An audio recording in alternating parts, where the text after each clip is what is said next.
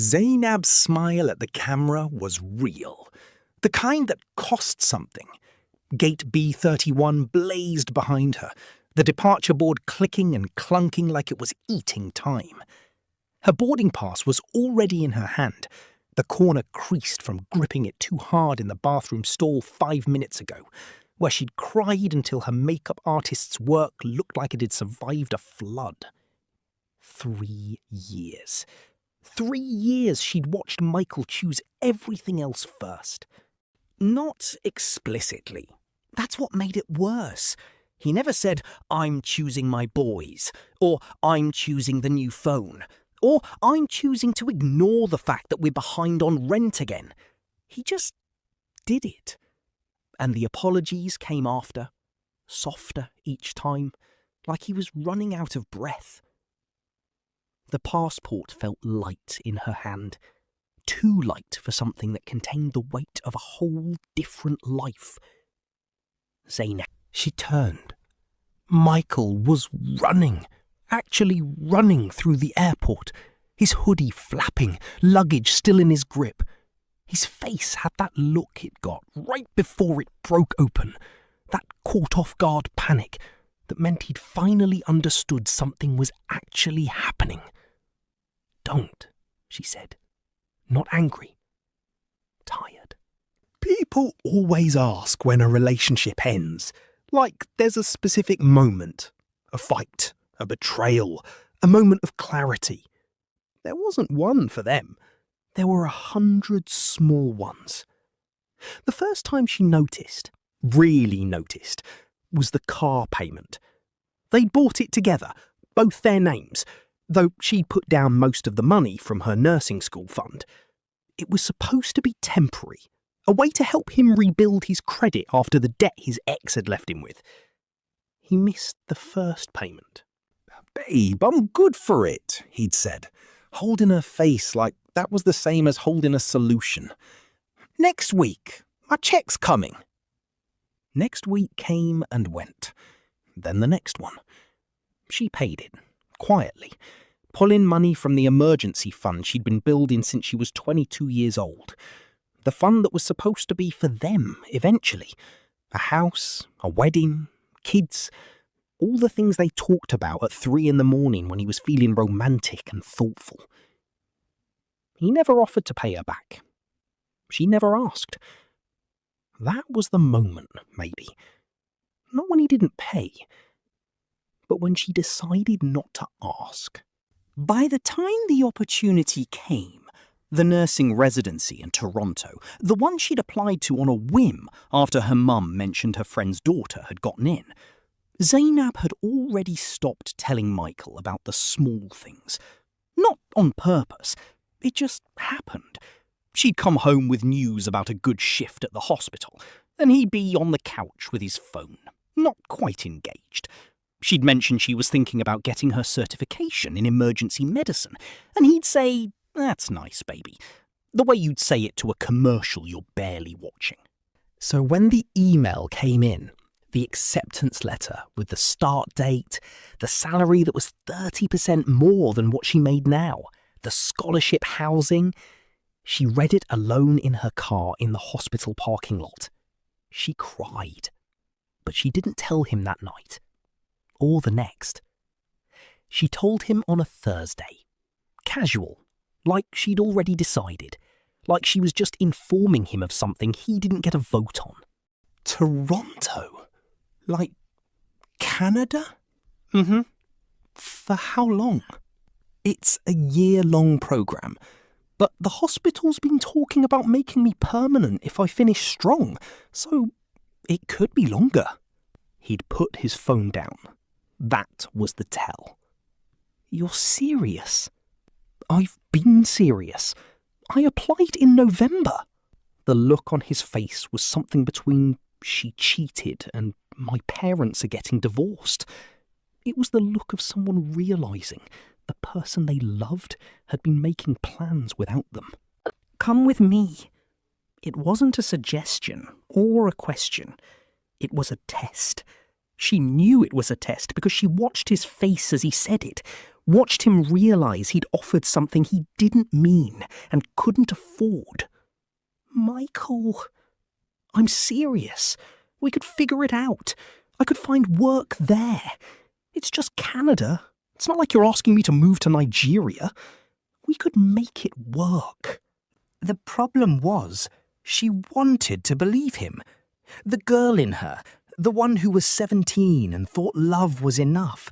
The one who'd met him at a party and let him talk her into dating him, even though her friends said he seemed lost, wanted to believe that he'd do it. But the woman she'd become knew better. She knew about the car. She knew about the 2 months he'd promised to cut back on going out, and hadn't. She knew about the time he'd borrowed money from her to help his ex with his daughter's school fees, and hadn't paid her back until she specifically hurt him by asking. You don't have a job, she said quietly. I can get a job. You can't even keep the one you have now. He flinched. She watched him flinch, and she didn't apologize. That's when she knew it was really over.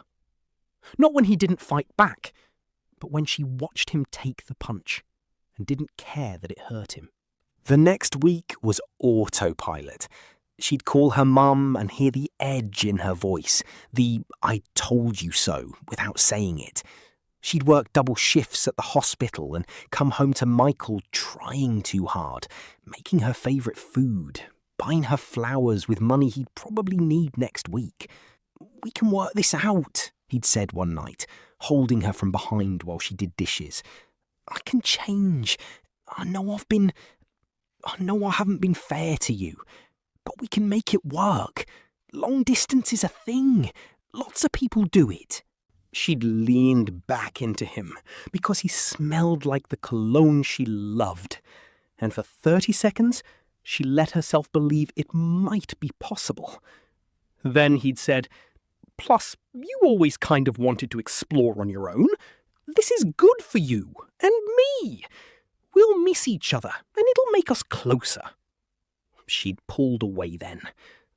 "That's not why I'm going, Michael. I'm not going so I can miss you and feel like our love is stronger. I'm going because I want something more than this." He'd gone quiet. Then, "More than me? More than us? There's a difference."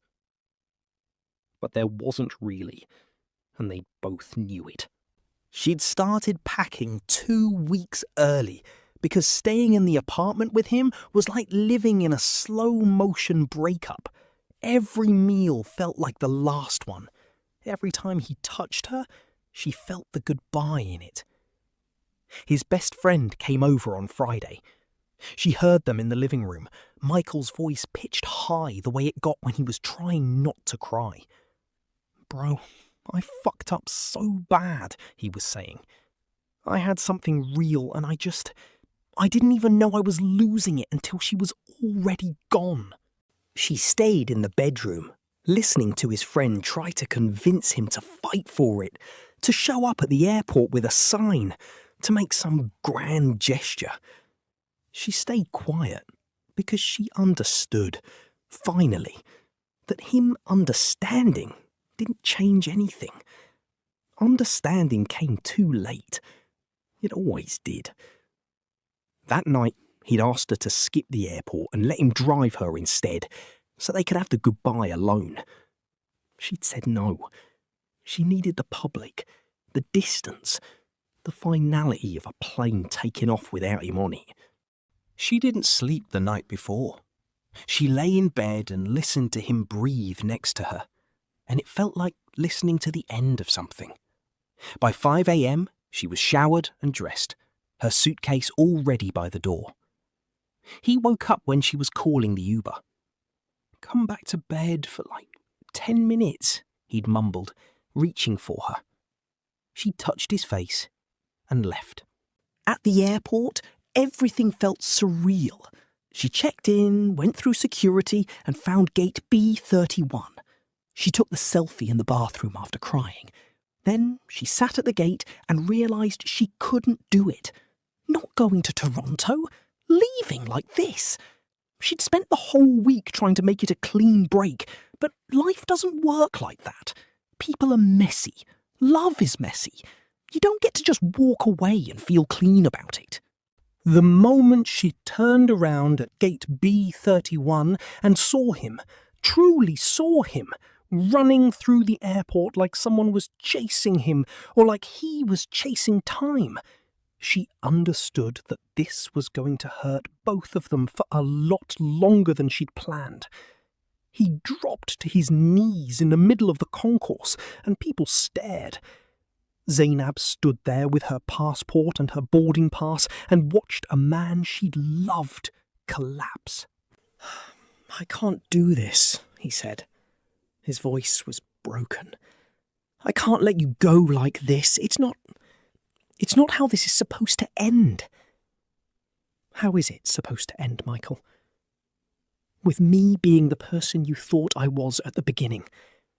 With you still believing I could be better. With us." She could have lied. She could have said, "I'll come back," or "maybe we'll figure it out," or any of the 1,000 things that would have made it easier on both of them. Instead, she told him the truth. "That's just it, Michael. You were always the person I thought you were. I was the one who wasn't believing anymore." The boarding call came through. First class, then zones 1 through 5. She watched him still kneeling there, watched his friend running through the crowd to get to him, watched a man realise that some chances only come once. "Zainab, wait!" But waiting was what she'd been doing for 3 years. Waiting for him to grow up. Waiting for him to show up. Waiting for the man she'd fallen in love with to remember why she'd chosen him. The plane didn't wait. The future didn't wait. And she'd learned, finally, that she didn't have to either. She handed her boarding pass to the agent and didn't look back. That was the mercy of it, the finality. No second guessing when you're already walking down the jet bridge. No what-ifs when the plane door is closing. She found her seat, looked out at the tarmac, and thought about how the hardest things feel the easiest once you've finally decided. The guilt would come later.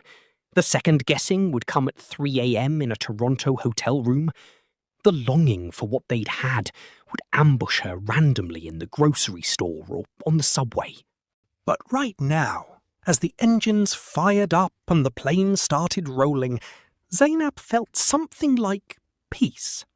Not happiness, not relief exactly, just the clear knowledge that she'd done what she had to do, and that sometimes love means letting someone go, because staying would mean losing yourself. 3 hours later, she turned her phone off airplane mode. There were 17 messages from Michael. She didn't read them. She just texted her mum, "I'm here. I'm starting over now." It wasn't the ending he wanted, but it was the one she needed.